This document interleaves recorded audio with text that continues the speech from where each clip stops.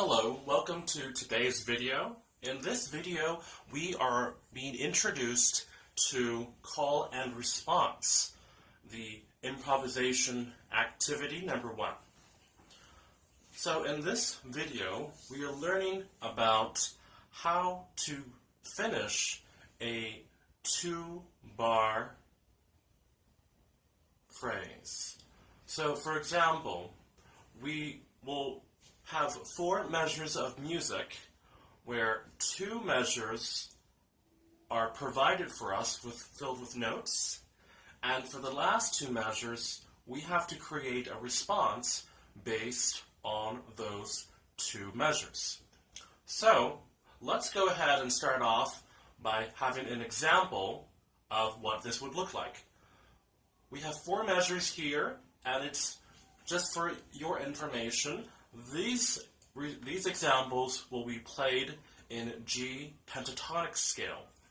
The G pentatonic scale is G major, starting on G, the 1, the 2, the 3, 5, and the 6, and then of course we have 1 again at the top. So please keep in mind that G pentatonic scale only consists of 1, 2, 3, 4, 5 notes, but with the G on top again. Pentatonic, or penta, means 5 notes. This is where we get our 6th chord from. 6th chords can be heard a lot in jazz music or other styles of music. So let's review the pentatonic scale in G once again. G, A, B from underneath to play D, E, and then G back on top.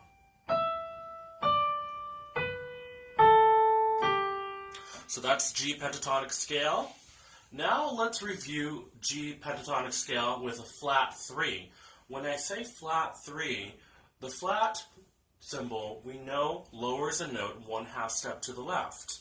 So with a flat 3, 1, 2, normally the G pentatonic scale has a G or B natural, but we're going to flat, this is the 3rd scale degree of this scale, and we're going to go ahead and flat that note. It's going to become a B flat. This becomes a blue note, or a note that is chromatic from the scale. Okay, so let's play the G pentatonic scale with a flat 3 now.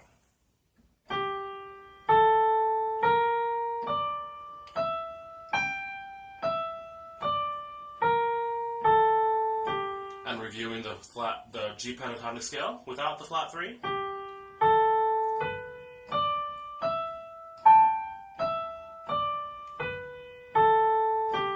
Please be able to play either of these scales with these exercises, okay? So once you have reviewed those skills, let's go ahead now and play our first example for the call and response. And the call is going to consist of 2 measures in 4/4 time. 1, 2, 3, 4.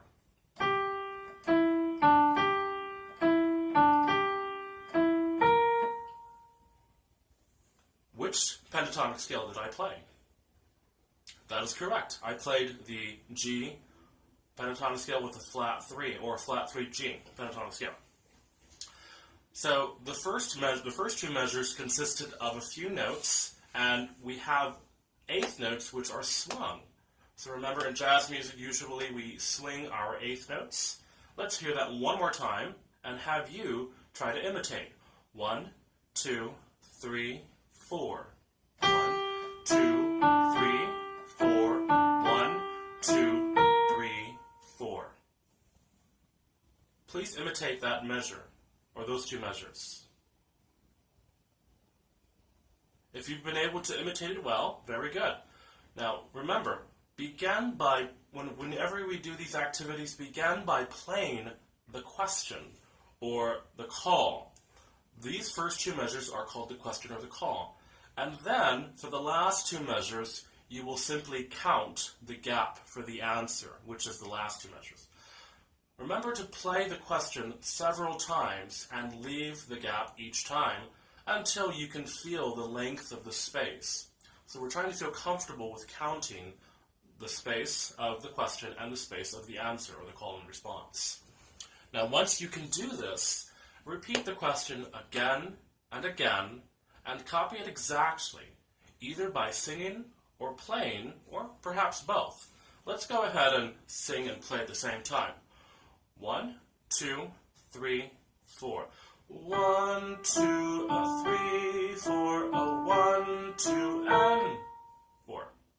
And then 1, 2, 3, 4, 1, 2, 3, 4 for the response. Now, finally begin to invent simple answers of your own to the question, choosing a couple of pitches from the provided note box. Now, the note box refers to what you can see in your sheet. There are 5 notes that you can choose from to create a response. For the first part, we're only going to choose 2 or 3 different notes. Once again, here is our question or our call. 1, 2, 3, 4.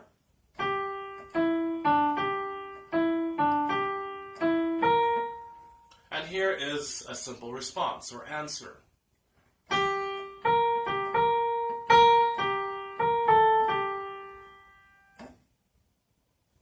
Here is another example of the same call or question and another answer. 1, 2, 3, 4. 3,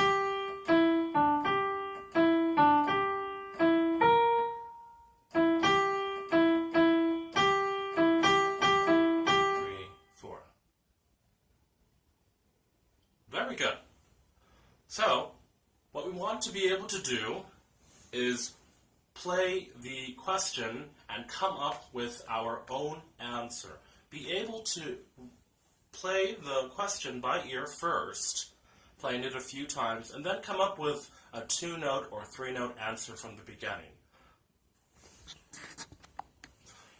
After you have been able to practice playing the question or the call by ear, come up with your own examples of responses with those 5 notes. But remember, only choose 2 or 3 notes from the very beginning.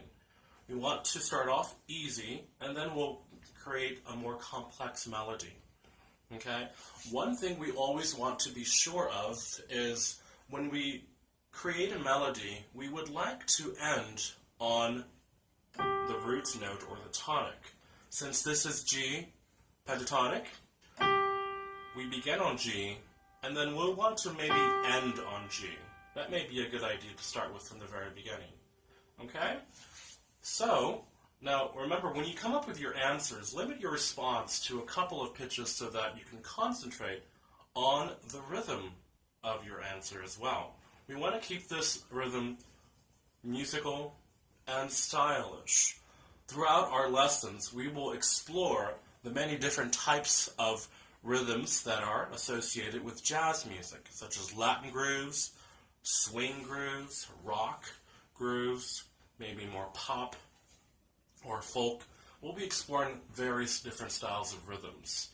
But for now, simply experiment with different pairs of notes, or 3 notes, from the note box. Question: do some of the notes make the answer of the question sound more finished than others? Okay, so let's go ahead and start off with some of your own examples. You should have been able to practice with the first question we've provided already, simply as practice and introduction. Now, let's go ahead and do some other questions, and we're going to have you create responses based on these questions. The first example will also be in G pentatonic.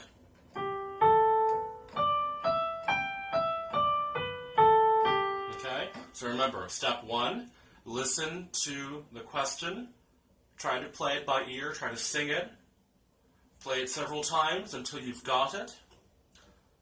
Then, after you've got it, create an answer that uses only 2 notes, 2 or 3 notes. Okay, so here we go. 1, 2, 3, 4.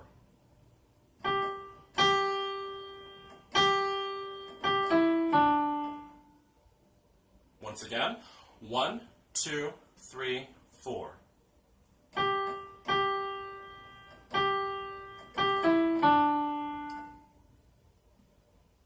So practice trying to play that by ear several times until you've got it. If you would like to write it down, please do so, and that may be helpful to you. Remember, these questions will be provided in your sheet.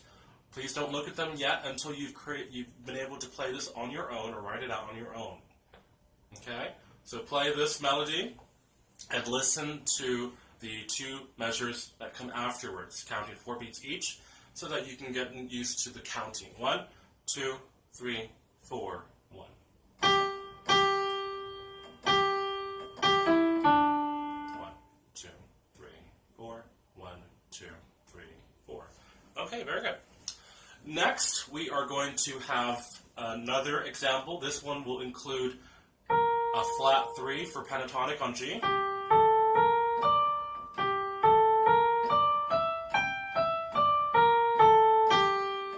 We have that blue note there, the flat 3.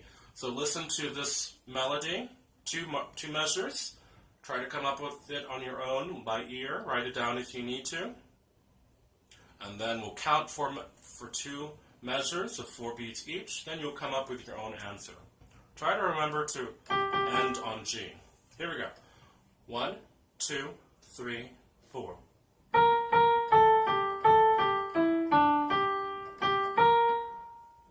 Now notice that melody was with straight 8th notes.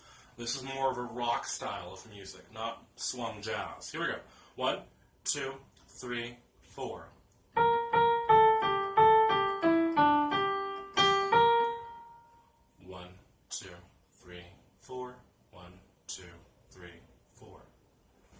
It's important that we are able to successfully play these melodies by ear, and if you need to, please write them down.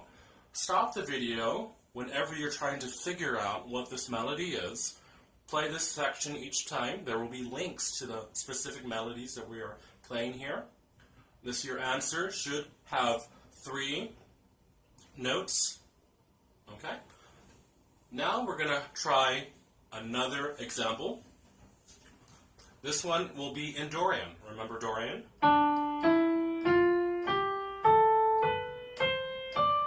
Okay, so this one is more of a Latin kind of groove, Latin melody. There are some ties in this. Here we go. 1, 2, 3, 4.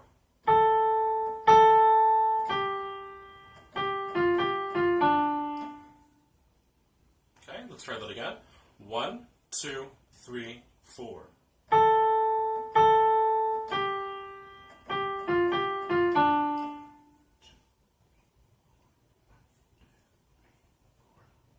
Okay. For this example, it's in D Dorian. We would like to end on D Dorian with this melody, whatever your answer is to this melody. Okay. Now remember, these activities can be developed in all kinds of ways, leading to more fluent and inventive improvisations. Now here are some suggestions for you. Force yourself to provide different answers each time. Concentrate first on one pitch and then another, perhaps using the second as a contrast only later in the phrase. Try starting your phrase on a different beat of the bar. Doesn't necessarily have to start on beat 1. Doesn't necessarily have to start on a downbeat. It can be on an upbeat if you want. It is up to you. But remember, whenever you create an improvisation, it should be singable. And it should sound good and make sense. Every improvisation should have a purpose, a direction, and a goal. Always keep that in mind. Another thing. Make dynamic changes. Dynamics means the volume of our music. Follow a louder improvisation with perhaps a softer, perhaps a less busy one. If it has a lot of movement and rhythm, make it less movie or movement like. Okay. Also, maybe try leaving a big gap at the start of one answer. And in the following one, leave a big gap at the end. Next time, perhaps come straight in with a wallop and play throughout the entire length of the solo without stopping. The time after, place one or, at the most, leave two notes strategically and with great pride wherever you want, leaving a huge space around them. It's up to you how you want to create these melodies. The possibilities are endless. And of course, vary the pitch of your two notes by going up or down an octave. And how does this change the sound? Okay, let's go ahead now on to 3 or 4 pitches. When you feel ready, go on to 3 or 4 pitches near to each other. Perhaps use the questions that were given before in this video, or invent new ones of your own as the basis of your work. You'll find many 2-bar questions in the sheets that will be provided of quick studies. Now, even using 3 or 4 pitches, it's useful. A rule of thumb is not to use up all your available musical resources straight away. In this next example, notice how only 2 pitches of the available 4 are used in the first few bars, and how in the addition of the other 2 later adds variety. Okay, so this is going to be a little bit longer of a response for the first one we had in the video. 1, 2, 3, 4.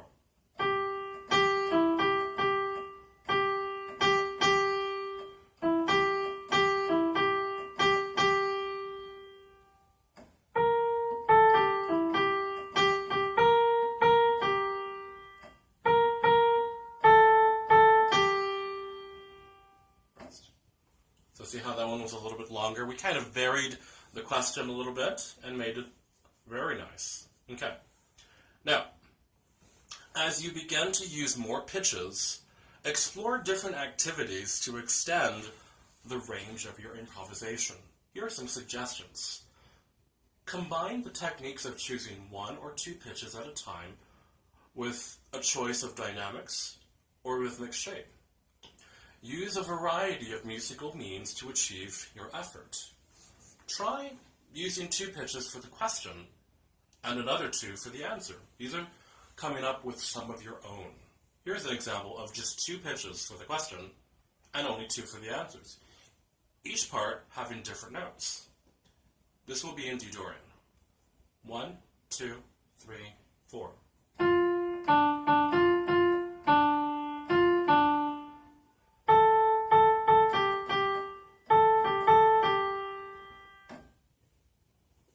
Try repeating the same question round and round, choosing different numbers of pitches each time for your answer. This one's in C. 1, 2, 3, 4.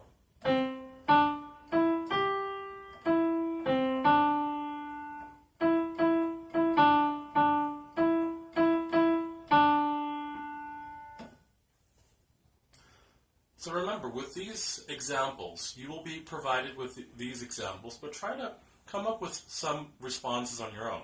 Try to figure out what these questions are by ear, write them out if you need to, play them several times until you've got them, and then create your own answers. Also, if you want to play the answers that are provided here so you can get some ideas, please do so. Here's another example. 1, 2, 3, 4. And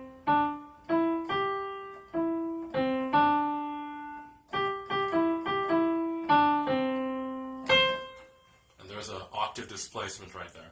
Now end your answers with different notes and consider which sounds more finished. Let's try an example of which one sounds a little bit better, using the same question but having different answers. Tell me which one sounds better to you. 1, 2, 3, 4.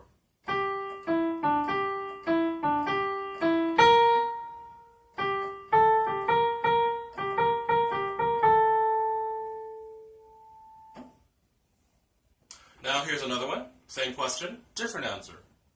1, 2, 3, 4.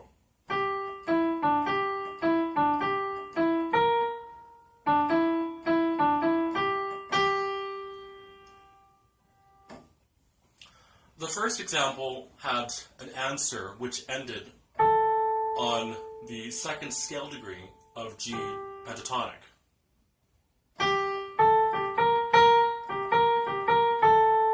It didn't exactly sound finished. It sounded like there needs to be more music there because it ended on this scale degree. Whereas the second one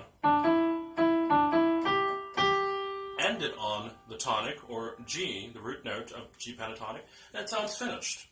We'll talk a little bit more in later lessons about how music sounds finished and how it sounds incomplete. Now, the first answer ending on the second note of the scale sounds incomplete. Okay? Now, once you feel confident using more pitches, try one-bar questions and answers. Try that out. And then make the space progressively longer and longer so that after regular practice, your questions and answers are each lasting 4 bars each. Now here's an example of a 4-bar question. 4 bars, 4 measures. And after we play this example, let's try to come up with a 4-bar response. Always ending, remember, on the root note. Now this one's going to be on C pentatonic scale with a flat 3. Since we've discovered that the G pentatonic is 1, 2, 3, 5, and 6 with the 1 again, what is G pentatonic? Or excuse me, what is C pentatonic? You're right. 1, 2, 3, 5, 6, and with the tonic once again. Spells out the C chord, C6, but it has a flat 3, which is the E flat right there. Okay, so here is an example of a 4-bar question. Can you come up with a response? 1, 2, 3, 4.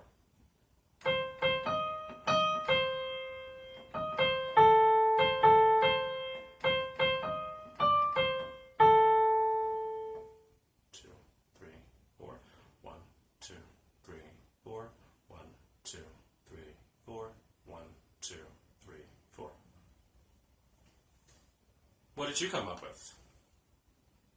Over time, you can begin to develop the question as well as providing an answer to it. For example, by varying it some way, or perhaps by leaving it out altogether and replacing it with a chord or other musical gesture. Finally, you can begin to ask your own 1, 2, or 4-bar musical questions and answer them yourself. Suddenly, you are improvising whole phrases alone, unprompted by anything on the pages provided. So please practice these examples, creating 2-note responses to the questions provided, 3 notes, 4 notes, 5 notes, starting with 2 bars each, extending to 3 or 4 bars, or as long as you want. But remember, always start easy, and always end on the tonic or the root of the note that we are playing with according to that scale. Okay? So practice well with this exercise, and we'll talk a little bit more about it at next lesson.